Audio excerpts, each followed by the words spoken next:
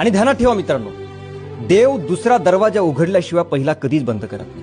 आणि म्हणून तुमच्या आयुष्यामध्ये जर संकट निर्माण झाली, कोणी विश्वासघात केला, कोणी जर साथ सोडून गेला, तर देवावर विश्वास ठेवा, कारण त्याच्याकडे तुमच्यासाठी खूप चांगला प्लॅन आहे.